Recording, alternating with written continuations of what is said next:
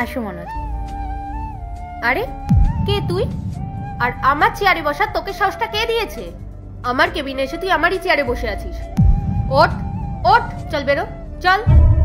আরে পূজা। হ্যাঁ রাহুল। আরে তুই এখানে কি করছিস? আরে আমি তো একটা আর্জেন্ট কাজের জন্য এই কোম্পানিতে এসেছি। তার মানে পূজা নামে এখানে তুই আসিস? হ্যাঁ আমার নামই পূজা। আচ্ছা তোর মধ্যে কি কোনো ম্যানার্স নেই? তুই আমার কেবিনে এসে আমারই চেয়ারে বসে আছিস, তো আমার কোনো পারমিশন ছাড়া। আরে অ্যাটলিস্ট একটা পারমিশন তো নিয়ে নিবি। আরে সেরকম কোনো ব্যাপার না, আসলে আমি এই কোম্পানিতে। ব্যাস, আর একটাও কথা না। আমি খুব ভালো করে জানি তুই এই কোম্পানিতে ঝাড় দেওয়ার কাজ চাইতে এসেছিস, তাই না? আরে কমসে কম কাউকে তো একটা জিজ্ঞাসা করে নিতে পারতিস যে ইন্টারভিউ কোথায় চলছে। কিন্তু না, নির্লজ্জের মতো আমার কেবিনে এসে তুই আমার চেয়ারে বসে বললি। পূজা দেখ, তুই আমাকে ভুল বুঝছিস। আমি এখানে কোনো ইন্টারভিউ দিতে আসিনি।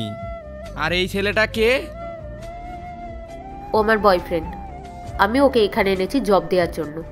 আর তুই জানিস আমি ওকে কোন জব দেব? অ্যাসিস্ট্যান্ট ম্যানেজারের। আর তুই কি এটা জানিস আমি এই কোম্পানিতে কোন পোস্টে জব করি? ম্যানেজারের। তাই আমি যদি একবার সোর্স লাগিয়ে দিই না, তাহলে ওর জব আটকাবে এরকম কারোর ক্ষমতা নেই। ও আচ্ছা তাই, ভালো। এরপর কি হলো সেইটা দেখার আগে এই দুইটা ছবির ভিতর থেকে যে কোনো একটা ছবিকে ভালোবেসে থাকলে ভিডিওতে লাইক করে চ্যানেলটি সাবস্ক্রাইব করে দাও। আর যদি না করো তাহলে আমি বুঝবো তোমরা ছবি দুইটাকে ভালোবাসো না। আর কমেন্টে লিখে দাও আমিন। তা ভাই বলো, কেমন আছো? এই নিচে হাত নামা। আমি যাত্রার সাথে হাত মিলাই না, বুঝতে পারছিস? নেক্সট পার্ট চাইলে কমেন্ট করো।